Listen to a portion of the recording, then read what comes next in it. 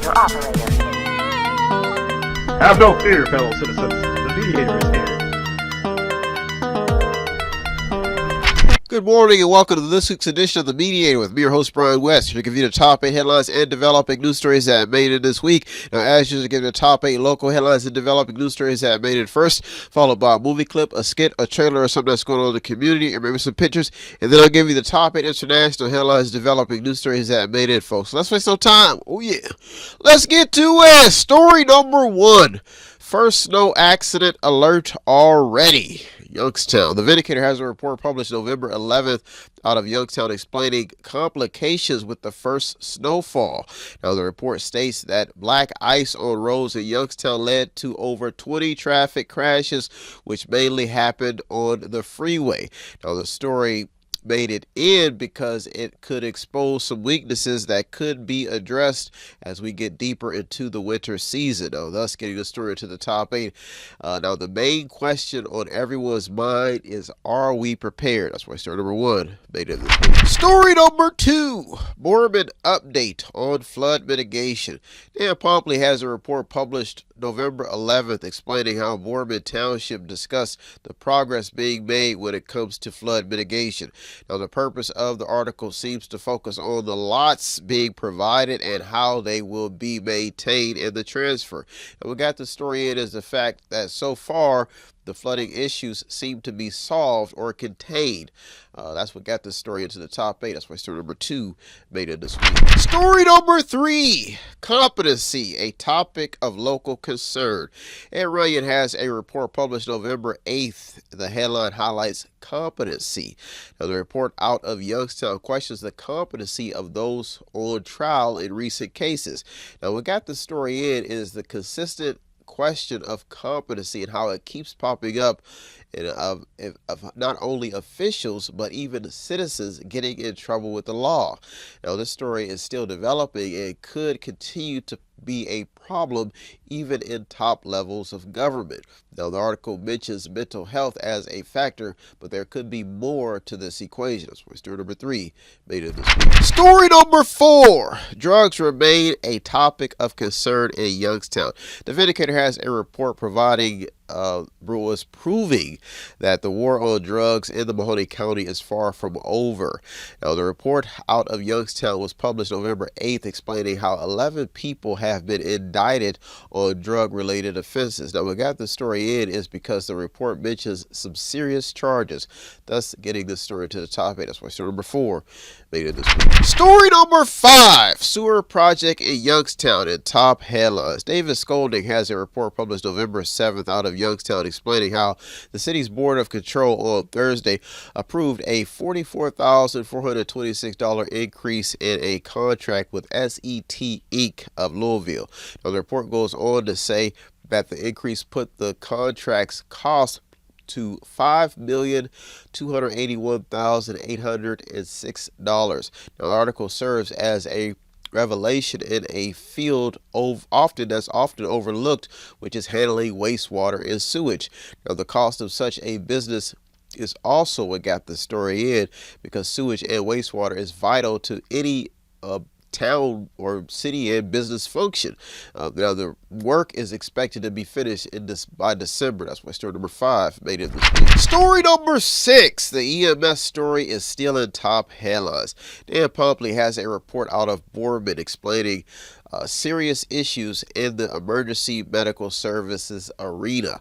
Now, the report mentions what just took place around Halloween as a factor. Now, the report made it in due to what everyone seems to be talking about these days, and that is the staffing concern. That is staffing concerns and finding good help at their businesses, even EMS businesses, emergencies businesses.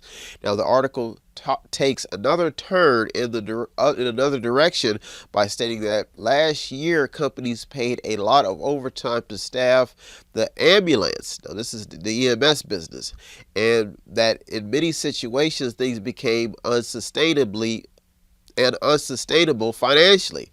That means they had so many people on overtime list that they didn't have enough help. So after a while, it just got out of hand. Now, the report is keeping the EMS story in the eye of those with the power, which is the customer who has to pay the bill and the taxpayers. thus getting the story to the top 8. That's why story number 6 also made it to the top 2 this week, because finding good help and the fact that you have to pay the people who are helping that are probably worn out is what got the story at Big B. Story number 7 and the top 2 local headlines and developing news stories that I made this week for you to keep you informed, folks. If you do not get up this early, you do want to check out the show. I do upload it to the website on the screen on Monday, so if you want to catch up on your news, you just want to see what's going on around you. I mean, it does not take much to try to stay informed, so you can check out the show on our website on Monday. Story number 7, Southern Park Mall remains in the bad press pile. Ed Runyon has a report published November 8th out of Youngstown explaining how Mahoning County Commissioner Carol Remedios Rigotti has some concerns after an unexpected late opening of the Southern Park Mall on Monday morning. I guess they were not open. Well, they're supposed to be open, but they were not open. The article is very upfront and holds nothing back by stating that government officials have assisted with the mall property in various ways over the years, but I guess they have received little feedback from the current owners at the current Southern Park Mall. Now, the article cites the unpaid taxes as a serious issue unfolding, along with a number of bounced checks. Now, the fact that this story has stayed in top headlines could be a ticking time bomb for the mall. Folks, this story is still developing. That's why story number 7 also made to the top this week. Big B headline. Story number 8 in the top local headline and developing news story that I made this week for you to keep you informed, folks. If you do want to show some support, it does not take much. All you do is visit the website on the screen, buy something, click on something, watch something, read something, or to sponsor a program, or you can stop at the store at 5648 Mark Street in Boardman, Ohio, and buy something from the store. Story number 8, Valorec could be the new steel mill. just think about it. If you think about it, not the old steel mill, but the new steel mill. Pat Littlewitz has a report published November 11th explaining how Valorec is celebrating a $48 million investment into a Mahoning Valley steel facility. Now, the entire report cites progress being made locally when it comes to the local steel making and expanding business. Folks, let's get the story to the top 8, because we could be talking about jobs and the fact that expansion in this type of economy is well worth talking about. That's why sort of rate made to the top this week. Well, folks, our top 8 local headlines developing news stories that made this week. I'm right back at the top 8 is national headlines developing news stories. So those you go to the media to me, Brother West. I'm right back. Tune in and don't forget to subscribe to Method 8 Inc. YouTube channel. You can also watch free public entertainment. And don't forget to show some support by visiting www.method8inc.com by buying something, clicking something, watching something, or just reading something. You can also sponsor a program as well. That's www.method8inc.com. Buy stuff, watch stuff, or read stuff. What does Method8Inc.com Media Center have that I need? Small prints, event consulting, photography, business consulting, technical consulting, entertainment consulting, fundraising advice, event videography, movies, news, publishing, media, books, entertainment, acting, broadcasting, public relations, access to the visual and performing arts, ink and black ink refills, audio recording, graphic design, theater, minor computer and cell phone repair, and they're located at 5648 Market Street in Boardman, Ohio from 10 a.m. until 6 p.m. every Monday through Friday. The list goes on and on. Method8Inc.com. Buy stuff, watch stuff, or read stuff. Oh yeah! And yes, we are chipmunks.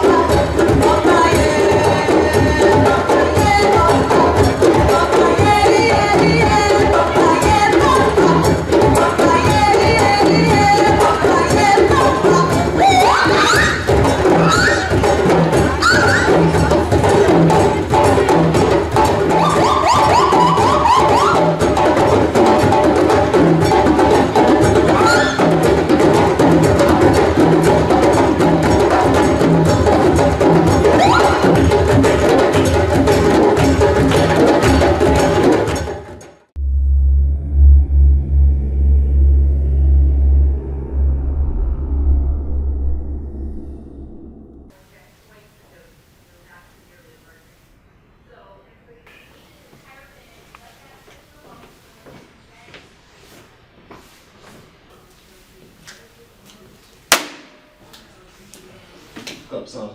Wake up. We're not trying to hurt you. We're just gonna ask you a few questions and then you can go and rest.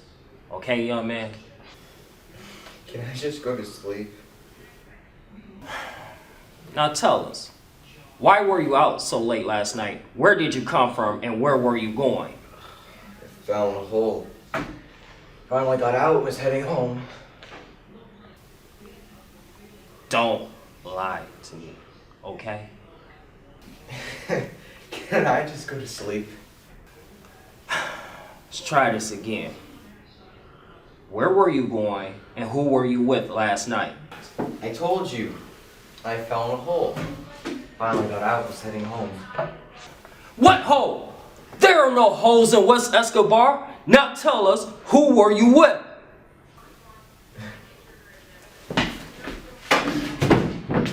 Son, do you like living?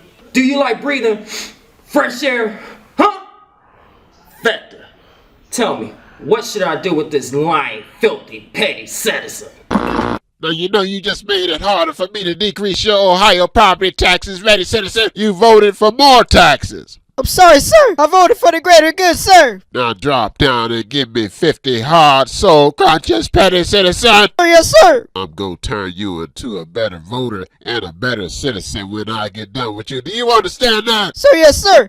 I will be a better citizen, sir. You have made voting confusing, and you have made taxes confusing. Do you hear me? Sir, yes, sir. Sir, yes, sir. That is not the proper way to get legislation passed. Give me some more soul crunches. Welcome back. Now it's time to get to the top 8 international headlines and developing news stories that made this week, folks. The government shutdown seems to be finally over. And a lot of federal employees are probably be happy to get their checks, SNAP benefits, and all that stuff. And I guess the question is, what did we learn from this government shutdown? I guess that's what we'll talk about this week. I know we learned that government, when it comes to Democrats and Republicans, they're still pissed off at each other. We may have learned that wealthy people may have gotten wealthier, poor people may have gotten poorer. And our final thing that we may have learned is that everybody's still going to church and praying for peace and happiness and some type of fulfillment, from their inner demons, their bad habits, and some people are still trying to kick the habit. And I guess the punchline is that what we've learned is that still there's no sign of Jesus. Yeah, he didn't come back yet, but I guess he's on his way. I've been, even during the government shutdown, I'm not going to lie, I even lost some sleep, but I was wondering, I said, well, I guess I'll pray, and I guess still no, I guess he'll be coming back. We'll see. Yeah. We had the year 2000 scare. It's 2025, so I guess we just have to depend on our vote for Republicans or Democrats. Have to rely on politicians who, I guess they killed the Savior, and I guess he just changed his mind. Let them handle it on their own. They could do it without me. They crucified me. They just have to learn a valuable lesson. Why do good things happen to bad people? Why do bad things happen to good people? That's the question. A lot of people are wondering, because during the shutdown, people are still running on that treadmill, and bad things are still happening to good people, and good things are still happening to bad people. Well, folks, I guess as the Locks would say, money, power, respect may be the key to life. Money, power, respect, you'll sleep at night. Money, power, respect, you'll be eating right. Money, power, respect, that's what they say.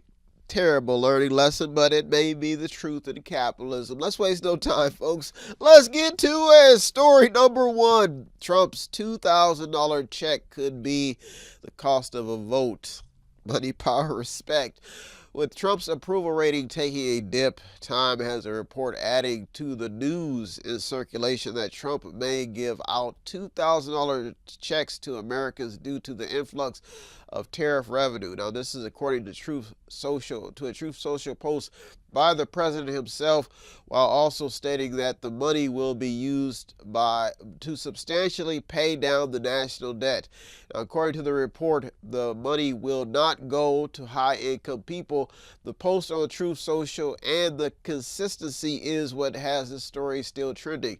$300 billion is the price tag that would go out to 150 million adults. Folks, this story is still developing. That's story number one. Story number two. Has peace through strength failed? Time has a headline stating that Trump's peace through strength policy has failed. The article touches a little on climate change and how a peace through strength policy should work. The report even talks about immigration raids and drug busts. Now, when reading the report, you may get the wrong impression because of the headline, but what got the story in is because the article homes in on the good guy, bad guy debate when channeling resources that will either better or harm anyone living within social norms. So that's basically what the article talks about. It basically just kind of puts you in a normal situation and a strategy that peace through strength may not actually be the answer to the world's problems, but it could get some things done. That's why story number two made it. Story number three, the 50-year mortgage plan. The Hill has a headline stating that Trump's 50-year mortgage proposal highlights problems in the housing market. The entire story highlights a debate over housing costs. Now, the report is strong when it comes to comparing housing costs and monthly payments across the board. Now, the report even goes into detail and by explaining how a 50-year mortgage relates to housing costs. The report says that in July of 2025, there were approximately 479,000 home sales, which is down from 486,000 the previous year. Now, the article even cites a number from Investopedia stating that the average price increased to 442,000, that's up 1.2% from the previous year. That's why story number three made it this week. Story number four, the student loan mess remains hard to clean up. USA Today has a headline keeping the student loan saga in top headlines. The report basically lays out who will win and who will lose under President Trump's student loan forgiveness plan. The article touches mainly on how student loan payment plans will basically be restructured to account for the payment of the loans. Now, what got the story in is the attention that the article puts on public service forgiveness and payment plans that would give borrowers more options. Now, if you did not know, 40 million Americans hold student loan debt totaling more than $1.6 trillion. Now, the article ends by stating that over 9 million borrowers may be eligible for PSLF, according to a 2022 estimate from Protect Borrowers. Now, this is what's keeping the student loan story in top headlines. That's why story number four made it this week. Well, folks, are our top four international headlines developing news stories that made this week. I'm right back to top four. So don't you go anywhere. The Mediator, me, Brian West. I'm right back. Hi, I'm Brian West, host of the Mediator. And I'm Nishka from Shepherd Ball God's Children. Please join us this year for our annual holiday, Christmas ball, and New Year's extravaganza. Each event will be held at Shepherd of All God's Children at 610 North Lakeview Avenue in Youngstown, Ohio. On Saturday, December 13th from 6 p.m. to 8 p.m., doors open at 5 p.m. Tickets for both events will be $10.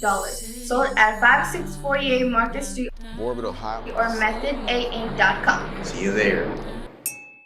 Welcome back. Now it's time to get to the top four international headlines and developing news stories that made this week. Folks, this week we're asking ourselves, what have we learned from all this government stuff and the fact that there's still a lot of stuff going on here.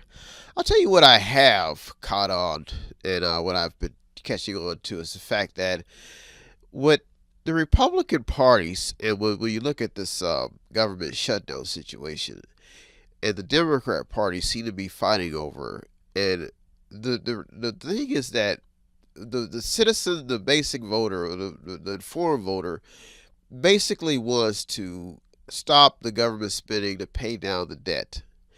And the politicians want votes, they want an office, and it's very hard to cut government.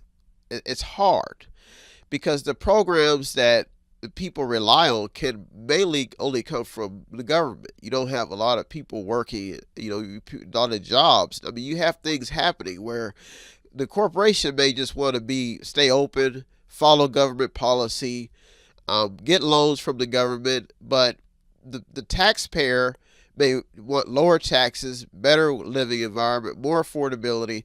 But what we've seen is that everything seems to be going up and the government seems to be spending more. So if you get a president in there saying he just wants to cut everybody's job, fire everybody, lay everybody off, get a better deal, that's going to be a problem. And that's what I've learned from this whole mess, is that no matter how much fighting you're going to do, government workers, though, that's a secure job. You're not going to get it in the private sector. That's probably why government employees are holding on. Even if you have a shutdown and you try to make it uncomfortable so people will leave, you're still going to get lawsuits because they don't have the job. It's not secure. Americans like wealth. They like abundance.